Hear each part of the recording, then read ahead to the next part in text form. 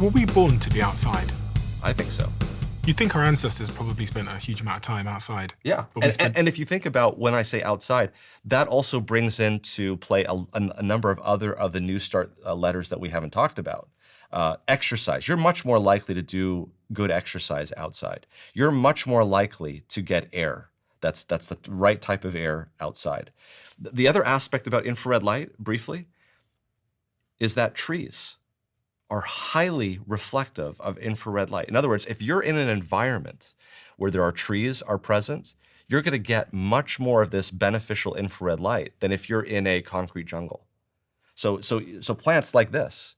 In fact, the way that we measure the deforestation of the Amazon is through satellite imaging that looks at infrared light because it reflects infrared light back.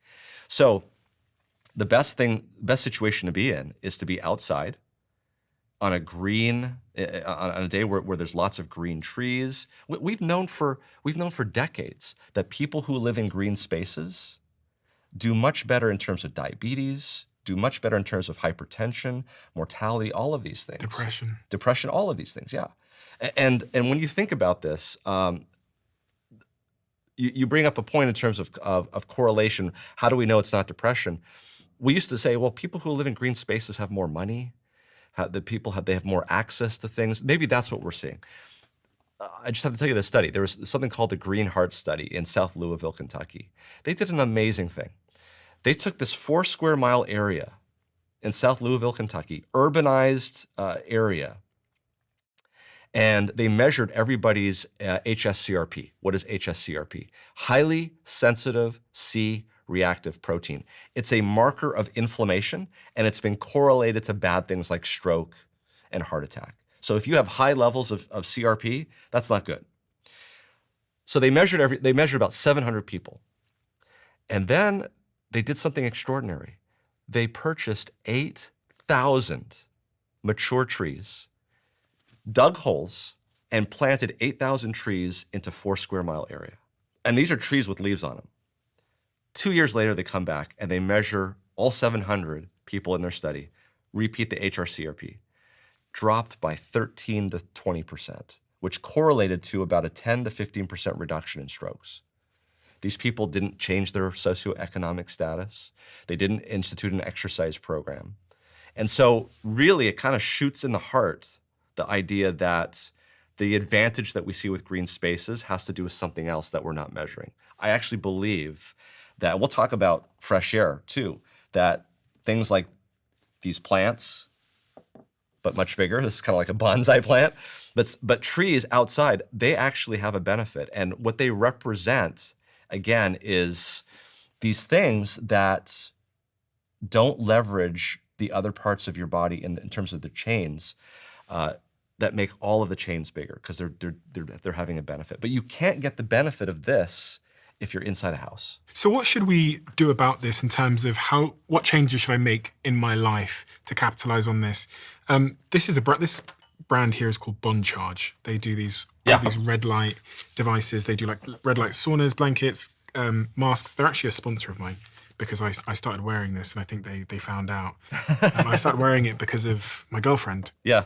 She was wearing it every day and I got curious. And so as I always do, I'm always super skeptical. Sure. So I went online and started looking at some of the research and I was shocked.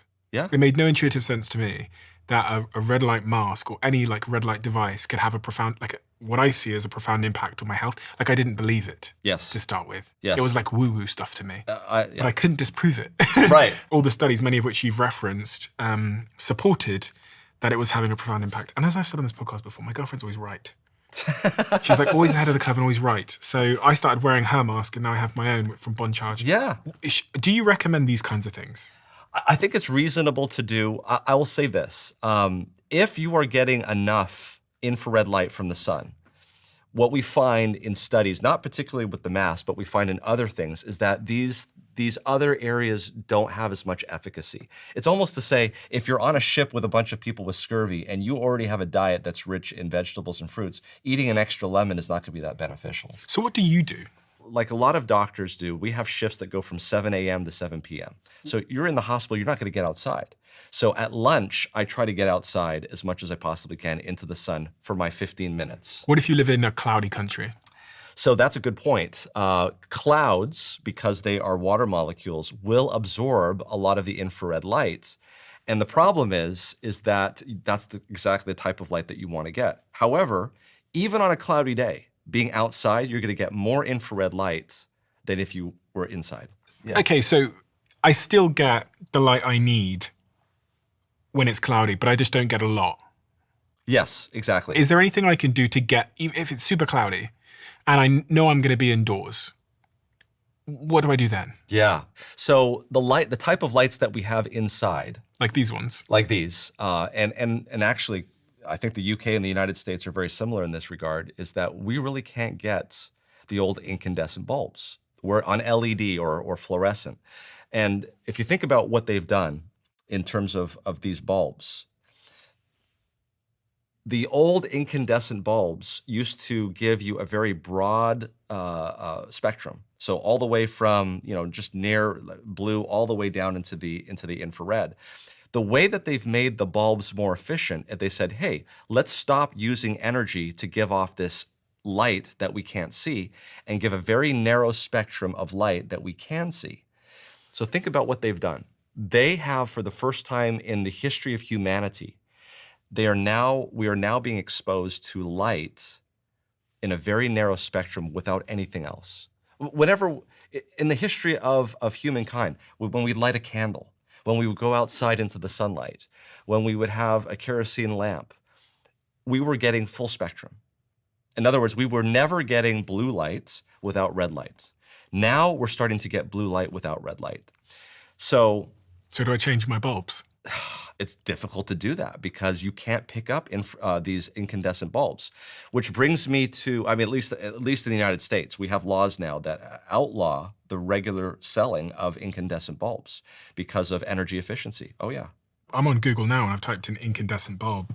So there's something called a general service lamp, which is what the type of bulbs that you could plug in. But if you decide that you want to get a bulb that you put into your microwave, or a bulb that you would do into a type of chandelier that's a special type of chandelier, those are still available. You can still get incandescent bulbs for those. What about these kinds of bulbs? Is that an incandescent bulb? That is an incandescent bulb, again, for these special type of lights. But I'm talking about the light, like the good old-fashioned A90, I think it's called, or light bulb that you just screw in.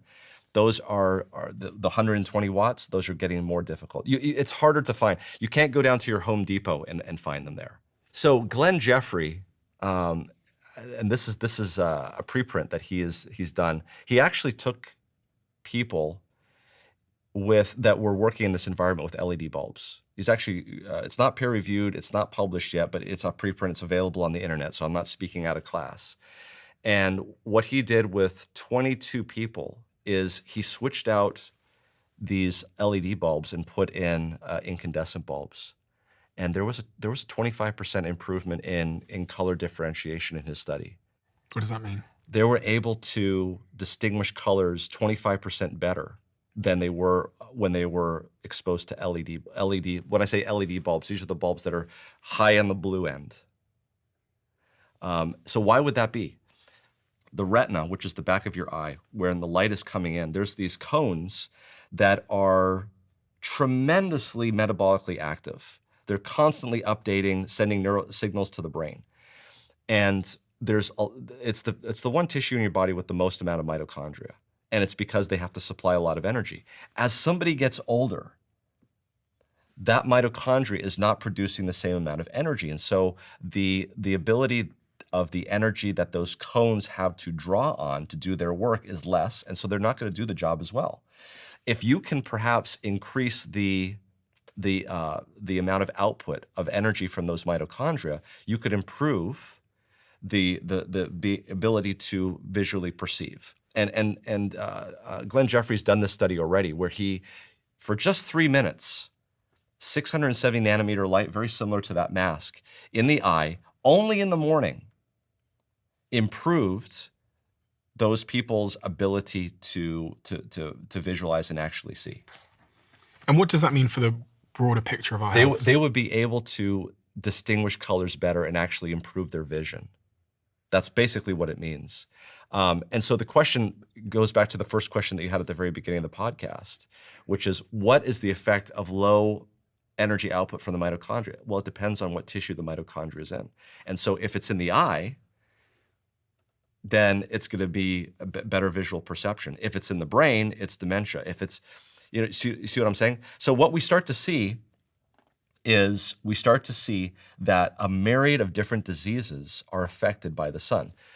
I challenge anyone to do this. If you look at a publication in the United States, I've seen it, where they map out the amount of deaths in a calendar day: cardiac disease, respiratory disease, kidney disease, pneumonia, all sorts of diseases, infectious diseases, non-infectious diseases. You will see a very clear pattern. The maximum amount of deaths every year occurs within a month after the shortest day of the year. So we're talking December, January. We see the most amount of influenza deaths at that time. We see the most amount of cardiac deaths at that time. We see the most amount of kidney deaths at that time. So you might ask, well, that's because people get together at Christmas time and they spread the germs around more, and we have Thanksgiving in late November here in the United States, and that's what's going on. The problem is if you look at Australia, which is on the other end. So when is their longest day of the year? Their longest day of the year is in December, and that's when they have the least amount of deaths, despite the fact that they're all getting together for Christmas in December. So that doesn't fly.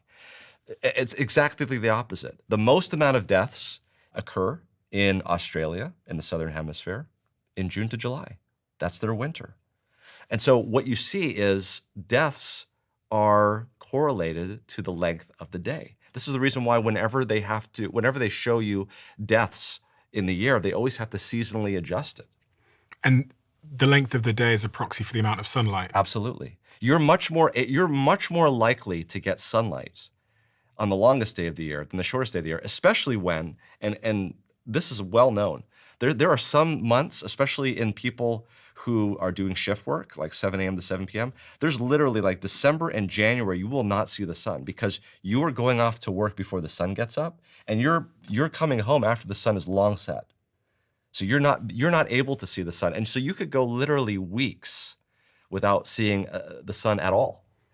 Is there an optimal time of day to get sunlight? Yes. So optimal time of day to get sunlight would be for those that are concerned about getting damage from ultraviolet radiation. As we talked about, when the sun is low in the sky, that's going to be beneficial because the ultraviolet cannot penetrate obliquely through the atmosphere as well as long wavelength radiation. So when the sun is coming up, so in the mornings, and when the sun is going down in the evenings, that's going to be the time where you're going to get proportionally more infrared light and the least amount of ultraviolet light. Now, when the sun is directly overhead at noon, you're going to be getting the most amount of infrared light at that time, but you're also going to be getting a lot of ultraviolet radiation. And so if you're not someone that's gone out into the sun a lot, you may want to avoid this period of time. Or, as we talked about, put on a broad-rimmed hat, put on clothes. I mean, more clothes, because as we said, ultraviolet light does not penetrate through clothes very well, but infrared light can.